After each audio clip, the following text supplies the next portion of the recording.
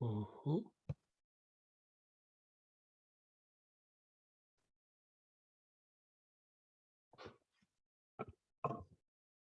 Muy bien. ¿Se me oye? ¿Sí? Muy bien, Sí, muy bien. muy bien, estupendo. Entonces, pues vamos a empezar.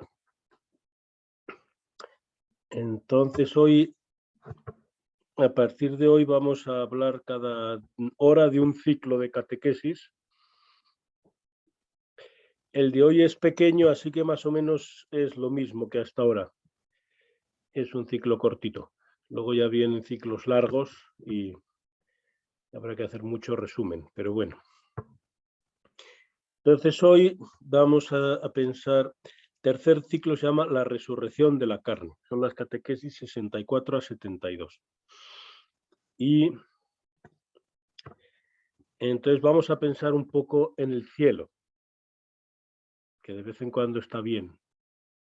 Es una cosa emocionante pensar en el cielo de vez en cuando.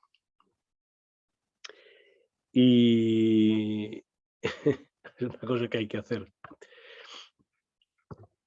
Y yo me acuerdo una vez que estaba paseando con un sacerdote cerca del monasterio de la Espina, que es un monasterio que hay en Valladolid, donde se guarda una reliquia de la espina del Señor. Y el sacerdote con el que iba de repente me dice: oye, Alejandro, ¿y tú cómo piensas que será el cielo? Entonces yo me quedé asombrado y respondí lo que pude, pero hoy vamos a intentar entender un poco más. Le podía haber dicho: mira, léete las catequesis de Juan Pablo II, 64 a 72, y así te vendrá bien. Bueno, entonces vamos a hacer eso, aunque vamos a hacerlo con respecto a la teología del cuerpo, pero de hecho es una gran catequesis sobre cómo será el más allá. Y como siempre, entonces hay dos partes de este ciclo. Uno primero que depende de los versículos que comenta el Papa, ¿no? El primero es un texto del diálogo con los saduceos, que es lo más largo, son 6 catequesis. Ese texto está en varios sitios, está en los sinópticos. Está en Mateo 19, 3:9, Marcos 10, 2:12, y luego en Lucas 20, 27, 40.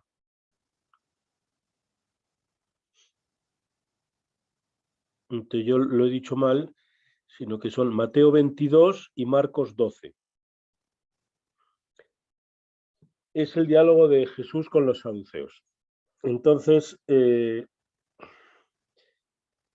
los saduceos eran una especie de grupo que eran un círculo de aristocracia sacerdotal,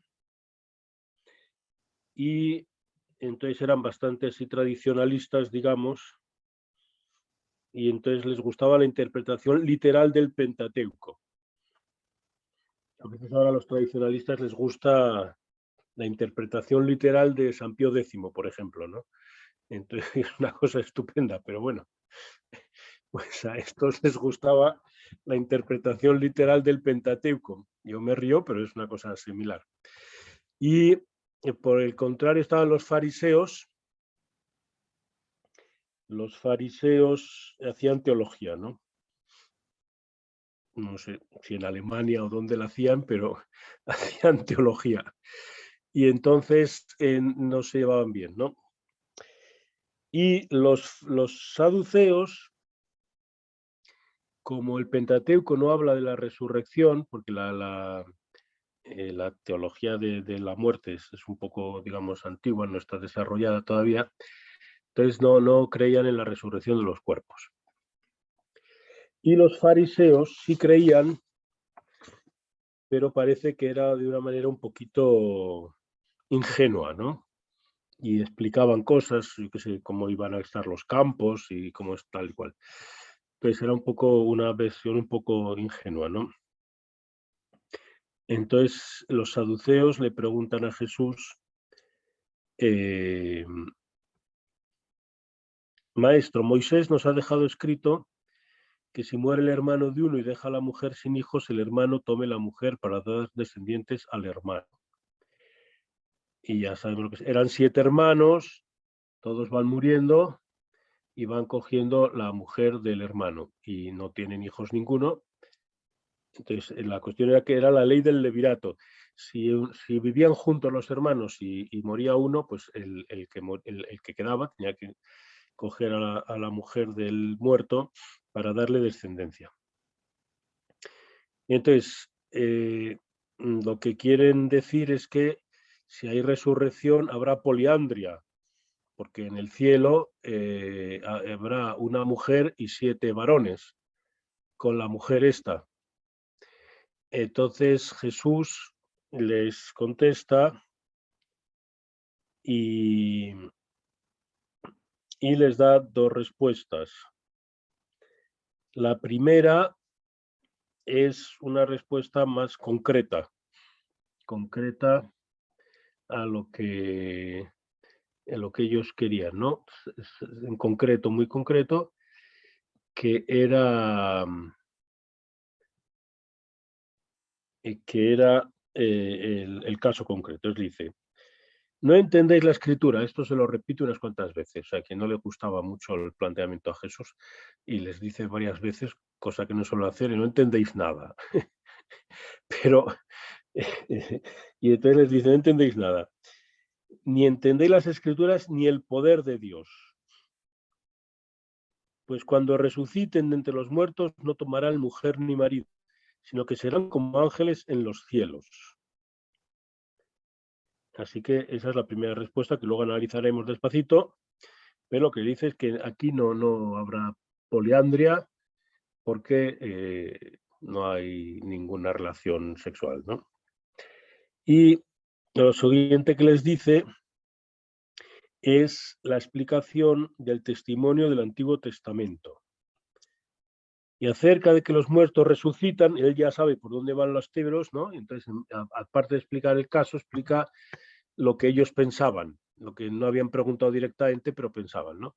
Entonces le dice, aparte de eso, ¿no habéis leído en el libro de Moisés, en el pasaje de la zarza, como le habló Dios diciendo, yo soy el Dios de Abraham, el Dios de Isaac y de Jacob? No es un Dios de muertos, sino de vivos. Y otra vez les dice, estáis en un gran error. Entonces, Lucas le dice lo mismo, pero además añade, no pueden morir porque son iguales a los ángeles, y añade esto, y siendo hijos de la resurrección, son hijos de Dios, que es un pasaje que es importante porque luego el Papa lo utilizará mucho, ¿no? Entonces, Mateos y Marcos dicen, son como ángeles, y Lucas dice, son como ángeles y además son hijos de Dios. Entonces, para explicarles a los saduceos lo que pasa, Jesús, cosa que es normal, o no habla de su propia resurrección, que es lo que hará luego Pablo para explicar todo el tema de la resurrección de los cuerpos. Lo que hará Pablo es decir, mirar la resurrección de Jesús, de Jesucristo, ¿no? Entonces, aquí no, Jesús podía haber dicho algo de su propia resurrección, pero no lo hace. Entonces es una contestación que no sé si es la que es pre-pascual, no se tiene en cuenta la resurrección, se tiene solo en cuenta el testimonio del Antiguo Testamento. Y entonces, ¿cuál es lo que le dice Jesús? Error de método, no entendéis las escrituras, y error de fondo, no creéis en el poder de Dios. ¿Por qué? Pues porque ya sabéis que Dios no es Dios de muertos, sino que es Dios de vivos.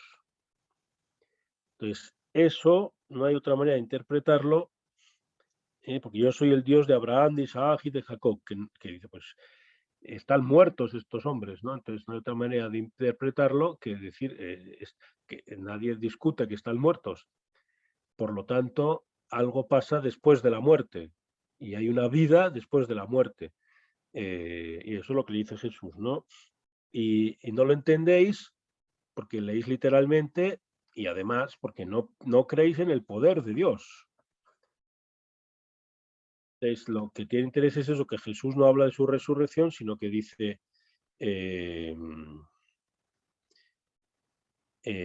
pues hay que creer en el poder de Dios, ¿no? El pleno significado de este testimonio de Moisés, al cual se refiere Jesús en su diálogo con los saduceos, se podría entender siempre a la luz del Antiguo Testamento solamente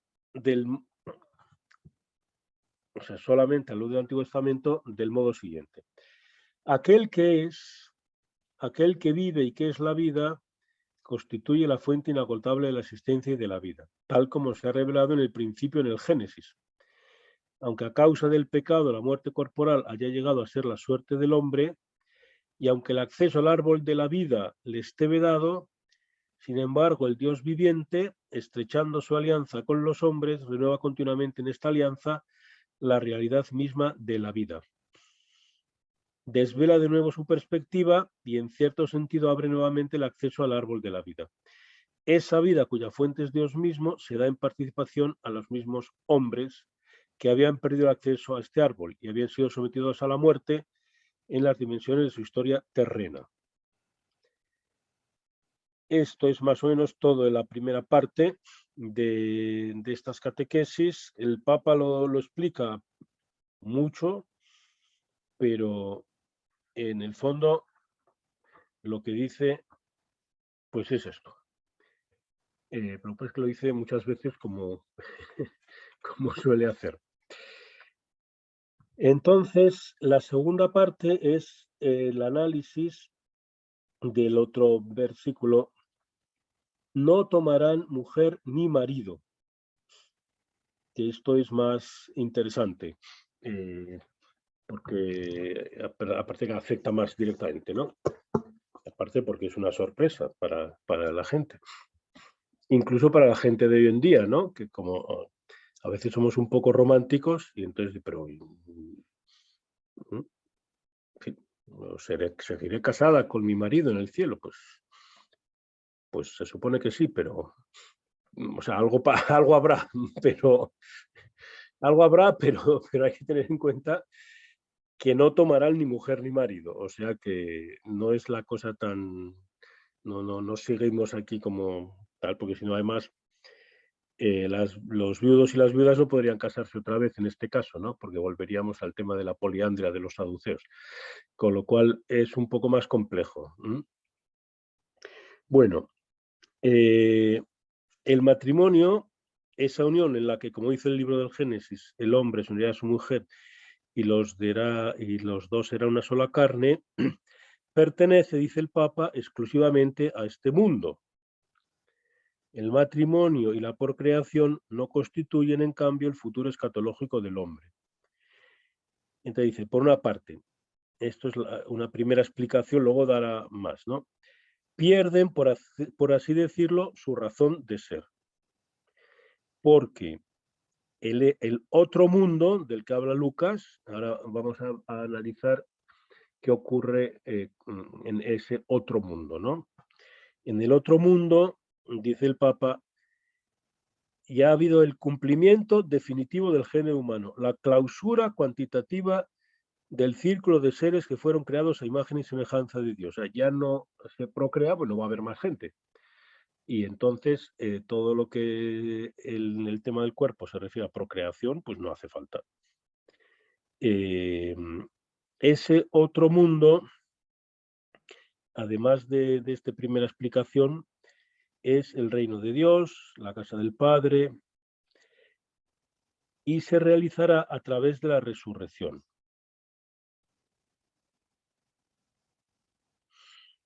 Y entonces dice, la resurrección no solo significa la recuperación de la corporeidad y el restablecimiento de la vida humana en su integridad, mediante la unión del cuerpo con el alma, sino también un estado del todo nuevo de la misma vida humana. Se hace una referencia, una comparación con el principio, pero es algo más. Las palabras no tomarán mujer ni marido, serán renovados. Y afirma el Papa que quiere decir que, uno, mantendrán su peculiaridad masculina o femenina. No dejarán de ser varón y mujer, porque no dice el texto, no habrá mujeres ni hombres, no. Da por supuesto que habrá mujeres y hombres, pero no se tomará varón, mujer y marido. Entonces, todo no lo dice explícitamente, pero da la impresión, y el Papa se lo afirma, que seguirá habiendo masculinidad y feminidad, ¿no? Pero el sentido de ser en el cuerpo varón o hembra será constituido y entendido en el otro mundo de modo diferente a como lo fue desde el principio. Incluye aspectos corporales que pueden definirse de algún modo como condición conyugal, pero que no incluyen la condición de procreadores, generadores, como había sido al inicio, porque todo lo que había ocurrido estaba vinculado con la bendición de la fecundidad que había pronunciado Elohim. Eso no ocurrirá. Y entonces, dice el Papa, ¿se pueden dar detalles de lo que pasará? Y entonces dice, bueno, pues algo sí. Serán como ángeles. Esto es lo primero que se va a analizar, ¿no? Ahora vamos a analizar, serán como ángeles y luego serán hijos de Dios. Serán como ángeles, dice el Papa, claro, no quiere decir que se transformen en la naturaleza angélica, no quiere decir que se hagan ángeles, sino que, porque está referido al tema del varón y mujer. Serán como ángeles, quiere decir pues que no habrá relaciones sexuales, ¿no? Entonces, ¿qué es lo que ocurrirá? ¿Por qué dice que serán como ángeles? Porque habrá una espiritualización. Los ángeles son puros espíritus, por eso aquí de lo que se habla es una espiritualización del hombre de una dimensión diferente a la de la vida terrena. La comparación con los celestes, con los seres celestes ya se había hecho en otro sitio, por ejemplo el Salmo 8, ¿no? Lo has hecho poco inferior a los ángeles. No se trata de una desencarnación del hombre, sino otro género, otro grado de espiritualización, otro sistema de fuerzas. Esto es un sistema de fuerzas, lo dice el Papa en esta catequesis, no sé, 40, 60 veces. Este es una de las maneras de caracterizar la vida en el otro mundo, en ese otro mundo. Habrá un sistema de fuerzas distinto en el interior del hombre. Una nueva sumisión del cuerpo al espíritu. Y entonces pasa a hablar de la relación cuerpo-alma en Platón y en Aristóteles, para que podamos pensar un poco sobre este asunto y entender qué significa esa nueva sumisión del cuerpo al espíritu. Entonces, en Platón decía la frase esta, soma estin sema, el cuerpo es una cárcel. Y entonces dice el Papa, esta manera de entender las cosas no es cristiana, ¿verdad? En este sentido. El cuerpo no es una cárcel, no es negativo. Entonces hay que salir de ahí. Dice Tomás de Aquino, que bueno, todavía sigue siendo el teólogo más importante que ha habido en la Iglesia, aunque nosotros avancemos un poco y nos dediquemos a la teología del cuerpo, de la cual él sabía bastante poco, o sea que sea el más importante no quiere decir que haya que estar todo el día en Santo Tomás. Pero el Papa vuelve a citarlo de vez en cuando porque si no, no nos entendemos. Dice, Santo Tomás sale de ahí y se va con Aristóteles, precisamente para para salir de ahí. Aristóteles tiene una concepción que es distinta. Es el alma es la forma del cuerpo. Entonces, realmente existe una materia prima que nunca ha existido, no existe en la realidad, es algo que nunca existe sola, sino que es una materia prima que viene siempre informada por las diversas formas, y entonces la forma hace el cuerpo, por lo tanto, ese cuerpo no puede ponerse en otra forma, porque los dos van siempre juntos, ¿no? Esto es importante, claro, esto les queda muy claro el principio de individuación, ¿no? Esta es la forma y yo. Y salimos de ese problema de que el cuerpo es malo. El cuerpo, claro, no es malo, es precisamente lo que hace que la forma exista, ¿no? Porque sin ese cuerpo tampoco la forma podría existir, a no ser que fuese forma angélica, pero la forma humana, el alma humana, no puede existir.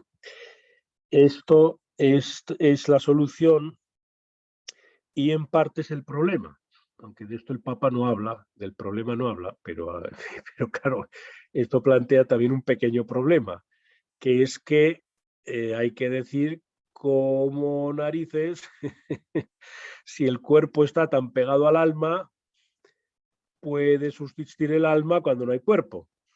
Entonces, no, o sea, esto es un problema menor, por eso Santo Tomás se va hacia Aristóteles, claro, es un problema. Entonces, Santo Tomás lo que dice es, el Papa lo cita, o sea, que en este caso sigue a Tomás bastante de cerca, dice, Anima humana manet in sue se confuere da corpore separata, permanece en su ser, aunque esté separada del cuerpo, pero haben aptitudinen et inclinación naturalen ad corporis unionem, pero tiene una actitud y una inclinación natural a la unión con el cuerpo.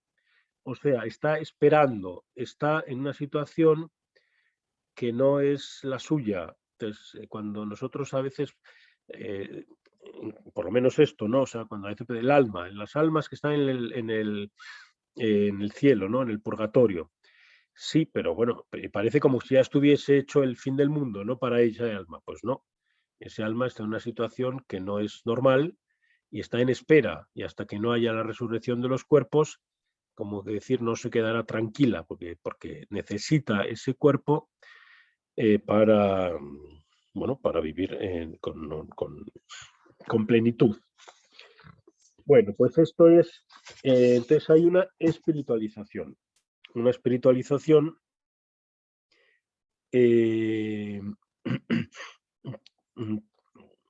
la espiritualización del hombre que es diferente de la vida terrena, la que habrá en el cielo, no como está ahora, porque ahora lo que hay es un alma separada, sino cuando haya resurrección de los cuerpos al final, cuando venga Cristo, la parusía y todo esto que lo sabemos, entonces se producirá la resurrección de los cuerpos. Entonces será cuando realmente habrá una situación normal.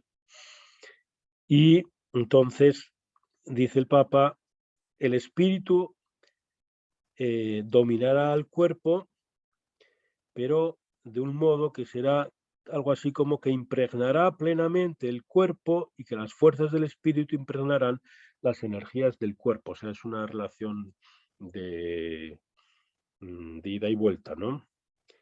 Dice, ahora, cuando una personalidad es madura,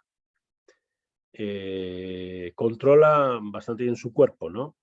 Pero eso no quiere decir que no pueda haber problemas, oposiciones. Entonces dice, allí en el cielo no habrá posibilidad de oposición. No, esa posibilidad se quita de raíz. No será eliminada completamente la posibilidad de que haya otra ley que lucha contra la ley de mi mente, como decía Pablo, ¿no?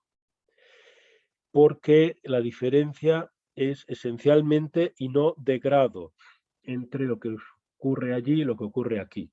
No es que allí será mejor, como aquí, pero mejor, no. Es que será otra cosa. La diferencia es esencial, sino de grado. Esta cosa de la esencial, sino de grado, es una cosa típica de las que se explica siempre cuando se explica la teología del sacerdocio. Y se explica la diferencia entre el sacerdocio común de los fieles y el sacerdocio ministerial, que se dice sacerdocio ministerial no es una diferencia de grado, que es más sacerdote, no, es que es otro tipo de sacerdocio. Es esencialmente distinto y no solo de grado. ¿Se entiende? Pues igual pasa aquí con la vida eterna. La relación cuerpo-alma no solamente es que será de grado, o sea, no solamente es que tendrá un grado diferente, más o menos, no, sino que será distinta. Entonces, bueno, pues o sea, esto es la primera cosa. Espiritualización diferente que impregna el cuerpo al alma, el alma al cuerpo, y se entienden bien, ¿no? Esto en el fondo es parecido a lo que ocurría en el paraíso, ¿no? Por eso, pero es distinto, luego lo explicará, ¿no? Pero en cierto sentido es parecido, ¿no? Por eso luego viene bueno, en fin. La segunda consecuencia de esto es que somos hijos de Dios, se produce una divinización. Una divinización, entonces, que el grado de espiritualización tendrá como fuente el grado de divinización, que otra vez voy a decir, no se trata de un grado diverso, sino de otro género de divinización. La participación en la naturaleza divina, la participación en la vida interior de Dios mismo, penetración e impregnación de lo que es esencialmente humano por parte de lo que es esencialmente divino, alcanzará entonces su vértice, por medio del cual la vida del espíritu humano se elevará a una plenitud tal que antes le era inaccesible. Esta espiritualización será, por tanto, fruto de la gracia, es decir, del comunicarse de Dios. Esto ya no es como lo leo, parece que, y lo leo así, parece que son cosas que se han dicho toda la vida, pero no. Es una comunicarse de Dios en su misma divinidad, no solo al alma, sino a toda la subjetividad psicosomática del hombre. No se trata solo de un estado interior del hombre, sino una nueva formación de toda la subjetividad personal del hombre a medida de la unión con Dios y de la intimidad con Él. Esa intimidad no absorbe, como podrían ser algunas teologías budistas, ¿no? No absorbe la subjetividad personal del hombre, el hombre sigue siendo el que es. Más bien al contrario, hará que sea resaltada. La unión con Dios hace que se resalte la personalidad de cada hombre. Y produce una gama de experiencias de la verdad y del amor que el hombre no habría podido alcanzar jamás en la vida terrena.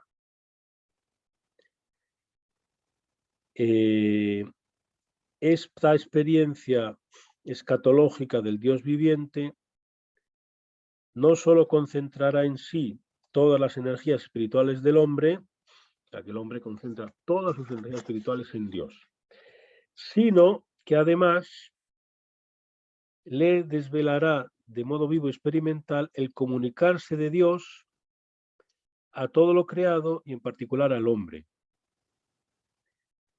lo cual constituirá el más personal donarse de Dios en su misma divinidad al hombre.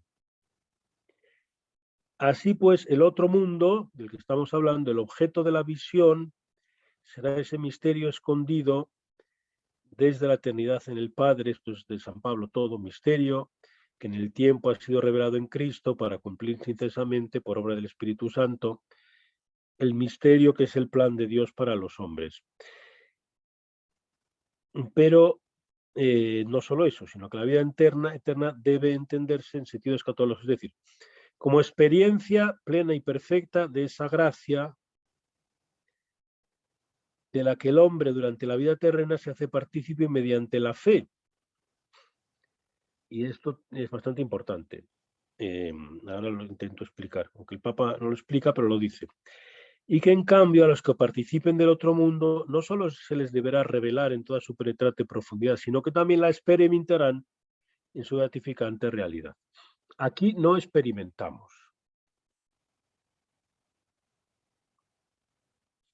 y, o sea, a veces experimentamos cuando Dios quiere, pero es muy importante para la propia sanidad espiritual saber que vivimos en la fe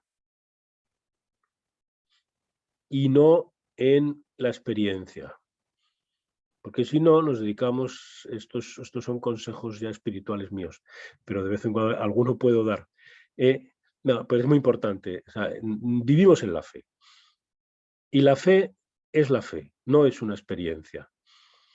La fe no es una experiencia. Entonces, cuando uno sabe que vive en la fe, si el Señor le regala experiencias, pues lo agradece. Dice, pues fantástico, muy bien. Siento algo, me emociono, digo cosas que ocurren con frecuencia, no es que no ocurran. Pero no es esa la cuestión, sino que vivimos en la fe y la fe tiene dos vertientes, ¿no? Una que es que nos abre, la fe abre las ventanas hacia Dios, nos da posibilidad de conocer mucho más, sí, pero es oscura, porque estamos de este lado, no estamos donde está el cielo abierto y la luz, nosotros estamos al otro lado, vemos la luz, pero la vemos de lejos y vivimos en la fe. Entonces, muchas veces, pues para seguir tirando, pues hay que darse cuenta y decir a sí mismo, es que yo vivo en la fe, ¿no? Por lo tanto, creo lo que creo, tal, y no lo experimento. Pues no lo experimento, pues claro, no lo experimento, no pasa nada. Es que cuando lo experimentaré será allí. ¿Eh? Y, y eso da mucha paz. eh, bueno, y ya está, ¿no? Pero también es importante, nosotros podemos de algún modo intuir, sabiendo que nuestras intuiciones siempre son más diferentes de lo que será en realidad que parecidas a lo que será en realidad, pero algún tipo de intuición sí podemos tener, ¿no? Bueno, y es parte de nuestra oración y parte del entendimiento del cuerpo, ¿no? Bueno, o sea que primero es ángeles, por lo tanto espiritualización, segundo hijos de Dios, por lo tanto divinización, y entonces en esta espiritualización y divinización descubrimos las mismas características que calificaban el significado esponsal del cuerpo. Entonces, el Papa viene a decir, explica eh, que, bueno, es que es parecido a lo que habíamos dicho ya del, del paraíso, ¿no? Que había una espiritualización y había una divinización, eran hijos de Dios, se paseaban con Dios, todas estas cosas. Entonces, la comunión escatológica del hombre con Dios, constituida gracias al amor de perfecta unión, estará alimentada por la visión cara a cara, por la contemplación de esa comunión más perfecta, porque es puramente divina, que es la comunión trinitaria de las personas divinas en la unidad de la misma divinidad. Aquí, en este catequesis, que es la 68, yo os animo a leerla, porque ciertamente el Papa no dice ninguna grandísima novedad, pero nos hace como redescubrir de una manera diferente lo que ya sabemos, ¿no? Y es muy difícil, o sea, si lo resumo, pues digo lo que ya sabemos todos, pero aquí no se trata de resumirlo, sino de precisamente de darle vueltas a través de la experiencia para que se nos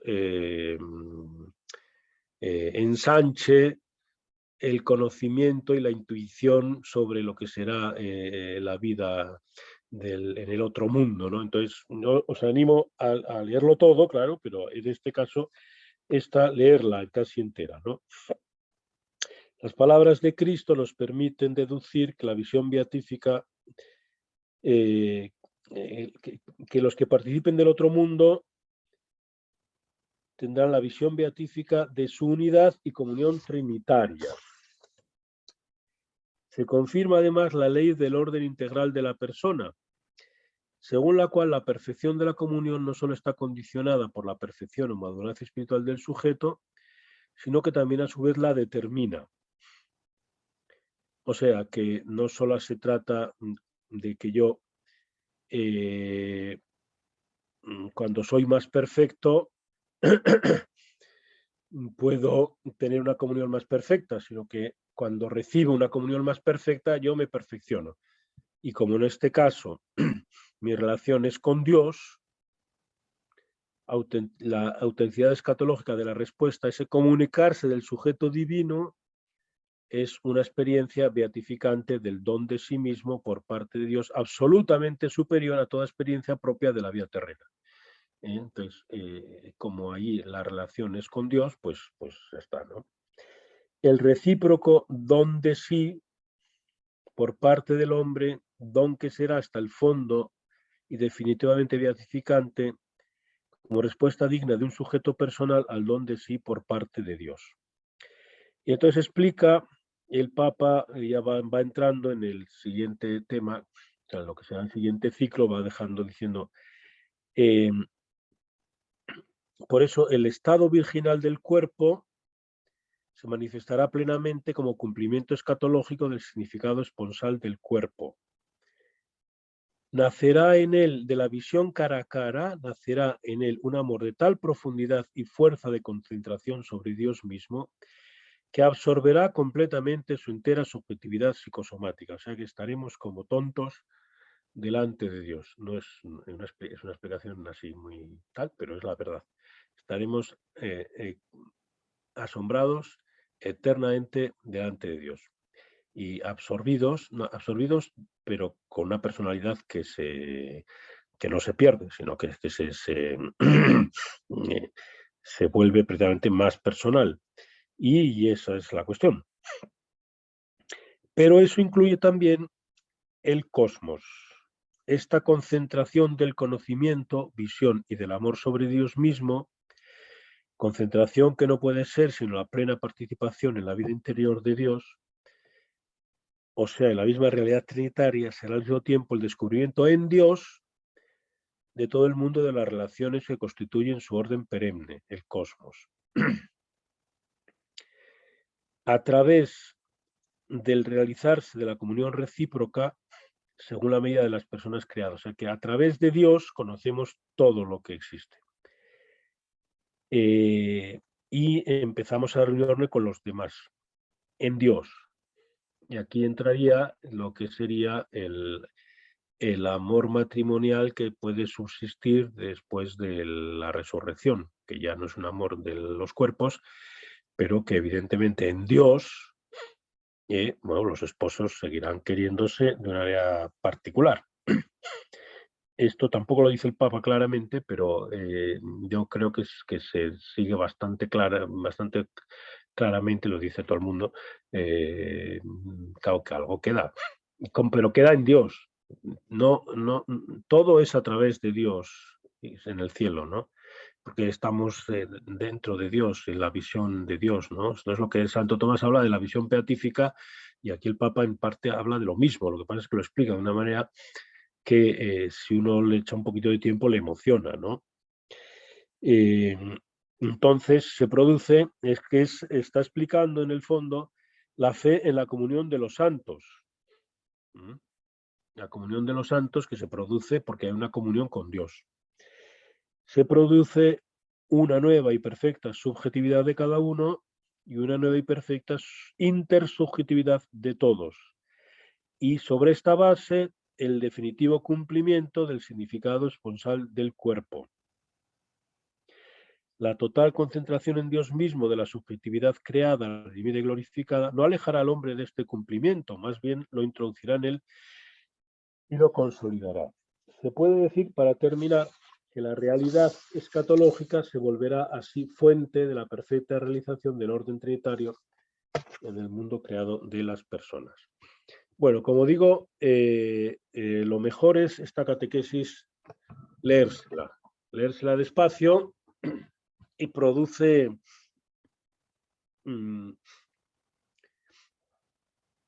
o sea, es como cuando te explican la Trinidad, ¿no? Que no entiendes nada, pero si te la explican bien, algo entiendes.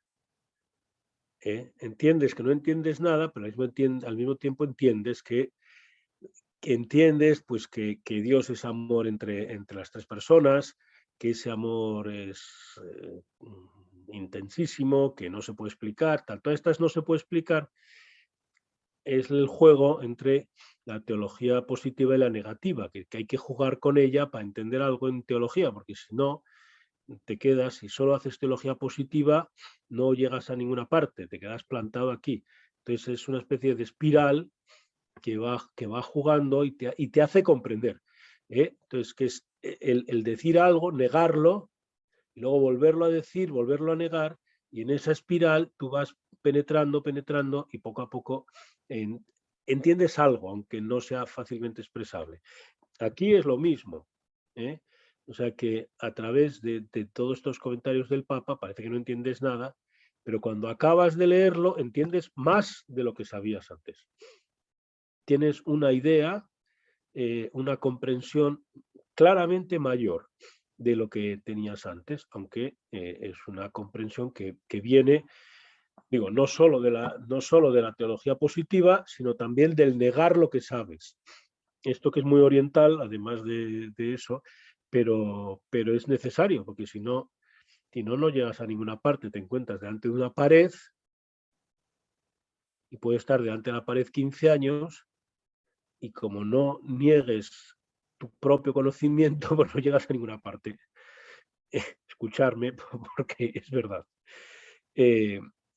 Entonces, hay que dar el juego a la teología apofática y catafática, y entonces tiras para adelante, ¿no? Bueno, lo siguiente de lo que habla el Papa, para ir terminando, es que entonces, cuando se produce esto, se han producido las 3 dimensiones de la experiencia del cuerpo. Que ya estamos acabando todo el ciclo, o sea, estos 4 ciclos, pero en el fondo son uno. Claro, porque es el principio, la redención y el final, la escatología. Esto es un ciclo de teología del cuerpo. Entonces, aquí lo que va a decir el Papa es precisamente eso, dice, todo esto es lo que llamamos la revelación del cuerpo. El hombre no puede alcanzar, luego dice que de algún modo intuimos, ¿no? El hombre no puede alcanzar con los solos métodos empíricos y racionales ni la verdad sobre el principio ni la verdad escatológica. Sin embargo, ¿no es acaso posible afirmar que el hombre llega en cierto sentido a estas 2 dimensiones en lo profundo de la experiencia del propio ser, o más bien que él de algún modo está encaminado hacia ellas? Cuando Cristo habla de la resurrección futura, sus palabras no caen en el vacío. Una reconstrucción teológica correlativa es, por tanto, posible.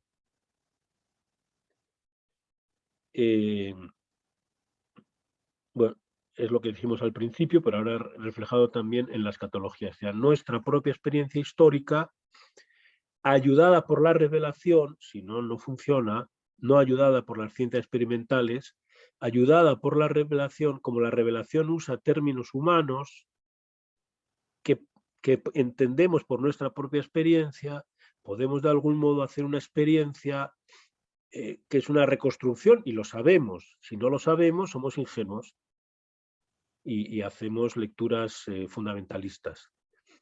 Pero si nos pasamos de crítica, nos convertimos en unas personas sin fe. Y aquí está el juego de la cuestión, ¿no? Entonces, tú tienes que saber que lo que dices es verdad, pero que al mismo tiempo ya sabes que no es verdad, que no es verdad del todo, que no alcanzas a mucho, pero que lo que alcanzas es significativo, ¿no? Entonces, esto es lo que hacemos cuando a la luz de la revelación, leemos la revelación a la luz de nuestra propia experiencia actual y se nos abre la perspectiva del inicio, la perspectiva de la escatología, y eso nos explica nuestras propias experiencias históricas, que esta es la cuestión. Entonces yo sé que existe la concupiscencia, pero que yo puedo llegar a ser otro con la experiencia y la revelación que se me dice de la resurrección final.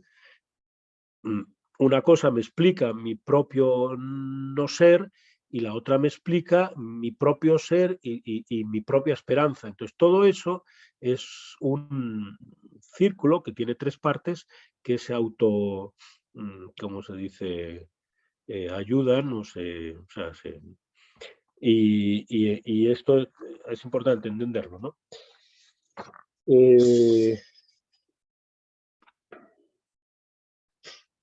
Bueno, con esto, esta parte fuera. Y entonces viene la segunda parte, y queda poco tiempo, y en el fondo lo que dice es esto, lo dice mucho mejor, pero lo que dice es lo que he dicho ahora. Y luego viene la segunda parte de este ciclo, que es la antropología de la resurrección en San Pablo, que son 3 catequesis, 70, 71, 72. Y aquí la fundamental diferencia es que, claro, San Pablo ya tiene presente la resurrección de Jesucristo, mientras que hasta ahora Cristo ha hablado fundamentalmente desde una perspectiva prepascual y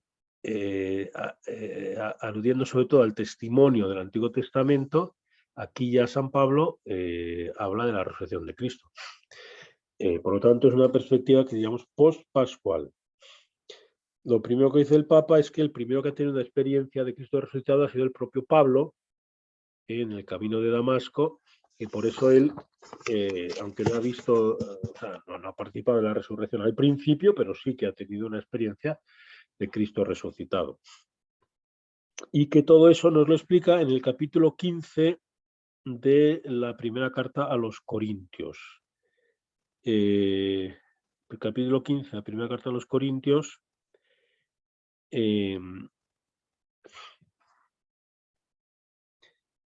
que dice así, 42-46. O sea, la respuesta acerca de la victoria sobre la muerte está explicada con una perspectiva singular, presentando la resurrección de Cristo como el inicio de este cumplimiento escatológico y en el cual todo le será sometido. Y en este contexto se insertan las palabras que pueden considerarse como la síntesis de la antropología paulina de la resurrección. Se siembra corruptible y renace incorruptible. Se siembra vil y renace glorioso. Se siembra débil y renace lleno de fuerza. Se siembra un cuerpo animal, renace un cuerpo espiritual. Pues si hay un cuerpo animal, también lo hay espiritual, ya que está escrito que el primer hombre Adán fue hecho alma viviente, pero el último Adán fue hecho espíritu que da la vida. Pero no es primero el cuerpo espiritual, sino el animal después del espíritu. Bueno, primero lo que dice el Papa es que, como siempre, hay una referencia al principio, que es bastante clara, porque el primer hombre, Adán, fue hecho alma viviente, el último es espíritu que da la vida. O sea, que hay una referencia bastante clara a Adán. Y también una referencia a la segunda parte de las catequesis, que es la situación histórica del hombre, que se describe claramente. El cuerpo es corruptible, débil, animal, vil. Y a esto se le opone Cristo resucitado, que es el último Adán, que es Cristo resucitado. Que es bueno, pues que es de otro modo.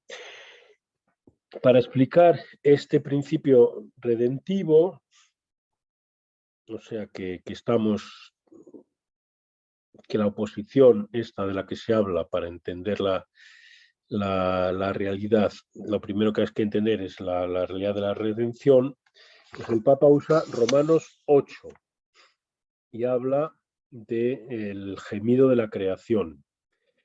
El gemido de la creación y la esclavitud de la corrupción. A esta esclavitud de la corrupción está sometida indirectamente toda la creación a causa del pecado del hombre. Por eso esa creación, en efecto, gime y sufre hasta hoy con dolores de parto. En este contexto cósmico se afirman dos cosas. Por una parte, el gemido de la creación, que es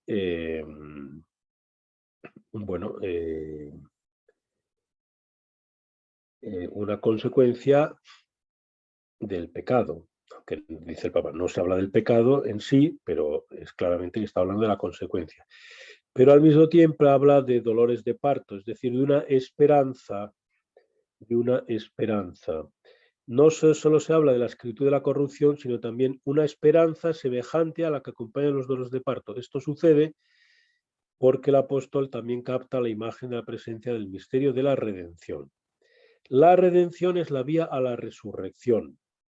La resurrección es el cumplimiento definitivo de la redención. Y después de esto, el Papa habla de el cumplimiento de la redención, que es 1 Corintios 15. Al oponer a Adán a Cristo resucitado, o sea, el primer Adán al último Adán, se ponen en cierto sentido los dos polos que el hombre, entre los cuales el hombre ha sido puesto en tensión en la perspectiva de los destinos eternos. Entre estos dos polos está el hombre celeste, que es el hombre de la resurrección, cuyo prototipo es Cristo resucitado, y que no es tanto antítesis y negación del hombre terreno, sino sobre todo su cumplimiento. Y aquí añade una cosa importante. La humanidad del primer Adán, hombre terreno, lleva en sí, se diría, una particularidad, potencialidad, que es capacidad y disponibilidad para recibir todo lo que llegó a ser el segundo Adán, el hombre celeste. Tendencia y capacidad de convertirse en gloriosa, aspiración a volverse llena de fuerza y espiritual. Esto es importante. Es una explicación de la naturaleza humana, que aunque está caída, tiene capacidad de resucitar. Un animal no puede resucitar y un árbol tampoco. No tiene esa capacidad y esa potencialidad. Entonces, desde el punto de vista teológico, existe capas est, ¿no? Nosotros somos capaces, eso es muy importante, eso cambia toda la realidad nuestra. Yo soy un tipo que tengo un montón de problemas, que esto me pasa, esto me ocurre, esto no lo controlo y tal, pero mi ser ontológico, teológico, es capaz de resucitar. Está hecho de tal manera, tiene un sistema de fuerzas interior, o como se quiera explicar, que permite que yo sea capaz, con la ayuda de Dios, o sea, no lo hago yo, lo va a hacer Dios, pero no lo puede hacer en una mesa, no lo puede hacer, porque va en contra de la realidad del sujeto. Sin embargo, yo soy capaz de todo eso. Eso explica, cuando uno se da cuenta de eso, es una esperanza inmensa, ¿no? Es una confianza en las propias posibilidades, una apertura al futuro y unas ganas de vivir en el fondo que son inmensas. Es que yo soy capaz pues, de santidad, de un montón de cosas. Estoy hecho capaz de todas esas cosas. Claro, eso cambia. Entonces, esa perspectiva de la resurrección, cuando la entiendo, me cambia en la realidad presente, porque me la explica. Y te dice, tú eres un ser con muchos problemas, como también con no problemas, ¿no? También con alegrías y tal, pero eres capaz de todo eso. Entonces, que es la misma teología que la teología de la asunción, que la teología de la ascensión y de todo esto, que en el fondo es lo mismo, ¿no? Cristo como primero, a donde vamos a llegar también nosotros, la Virgen que sube al cielo, que es todavía más claro porque es una de nosotros, que sube al cielo y es la primera que alberga toda esa, que realiza toda esa potencialidad. Bueno, pues esto es el asunto. Llevaremos la imagen del resucitado, pero al mismo tiempo es ya en cierto modo una realidad de este mundo, dado que ha sido revelada en él mediante la resurrección de Cristo. Es una realidad injertada en el hombre de este mundo, realidad que está madurando en él hacia el cumplimiento final. Cuando se habla del Espíritu Santo decimos que tenemos las arras, tenemos las arras de la salvación, las arras del tal. Es lo mismo, es siempre lo mismo, es una explicación el ya pero no ancora, ¿no? O sea, el ya pero todavía no. Es otra vez lo mismo, o sea, nosotros estamos ya metidos en el cielo, ¿no? Es la diferencia entre la, eh, o sea, la gloria que se convertirá después, la gloria de aquí, que se convertirá en gloria eterna, ¿no? Bueno, esto dice el Papa, que entonces San Pablo, sobre todo lo que habla es de la espiritualización. Más, mientras que Cristo nos había dado capacidad de entender la visión, que es una cosa más de lo que ocurre en Dios con nosotros, al mismo tiempo el sistema de fuerzas, San Pablo casi no habla de lo que va a hacer Dios y habla más de lo que pasa en nosotros, ¿no? Que se cambia el sistema de fuerzas. Y se hace, con esto voy a terminar, dos cosas.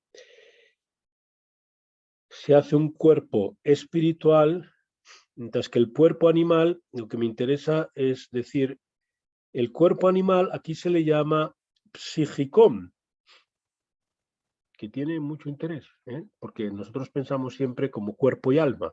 Por lo tanto, cuerpo animal debería ser telicón, o no sé cómo se diría en griego, ¿no? Pero no, el cuerpo animal es psíquicón. ¿eh? Eh, o sea, que alberga, abarca todo lo que es cuerpo y alma, todo eso que es cuerpo y alma, pero sobre todo en este caso el alma, la psique, la psicología. La psicología no es la gracia, y no hay que confundir las cosas, que a veces las confundimos, ¿no? Bueno, cada vez menos porque la psicología avanza, pero o sea, la psicología no es la gracia, no, no, esto es distinto. Un tío puede estar mal de la cabeza y ser santo. Eh, de, de hecho puede, aunque, en fin, muchas veces estar mal de la cabeza implica problemas morales, pero no siempre.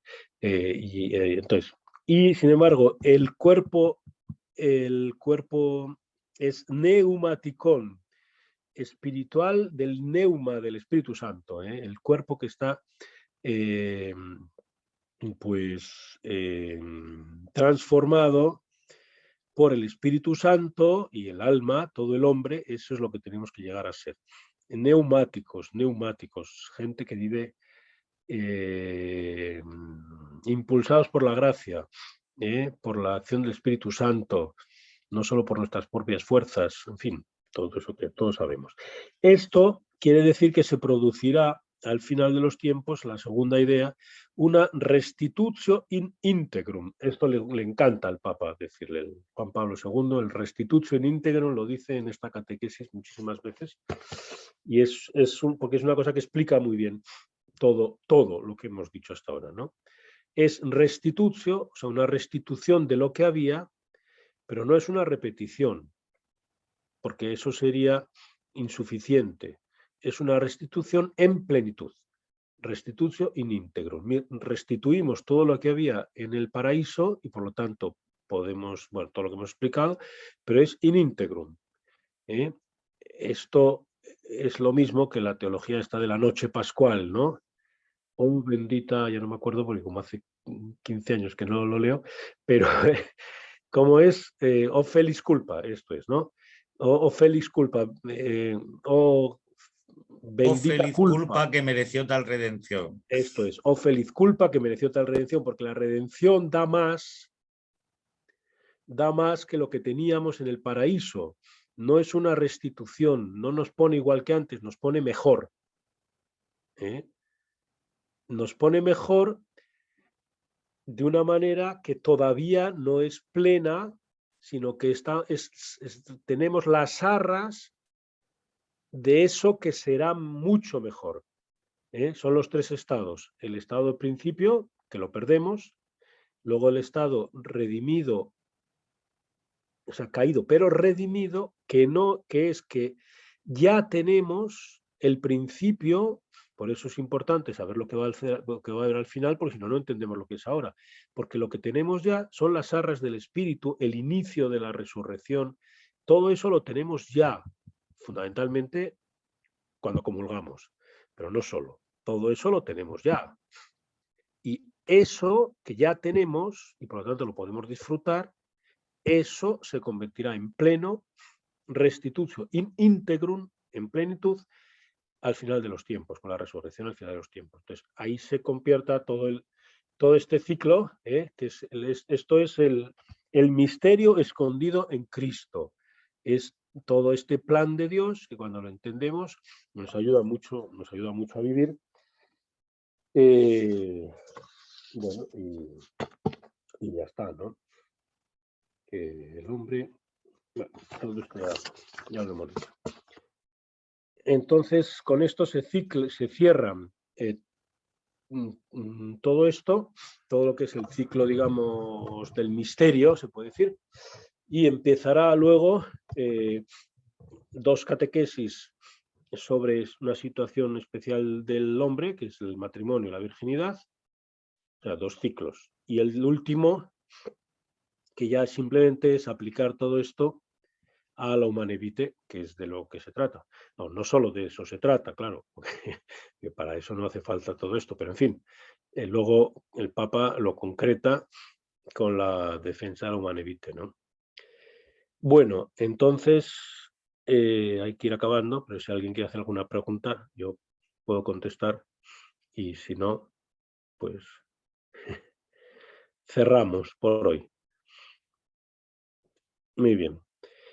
Pues nada, entonces cerramos y leer la catequesis que os he dicho. Si la leéis despacito, disfrutaréis. Yo por lo menos he disfrutado bastante. Cada vez que la leo dices, esto tiene aquella... En fin. Muy bien, pues entonces hasta la próxima. Muchas gracias. Bueno, hasta luego. Hasta La luego. semana que viene. Luego, muchas gracias. Bueno, hasta luego.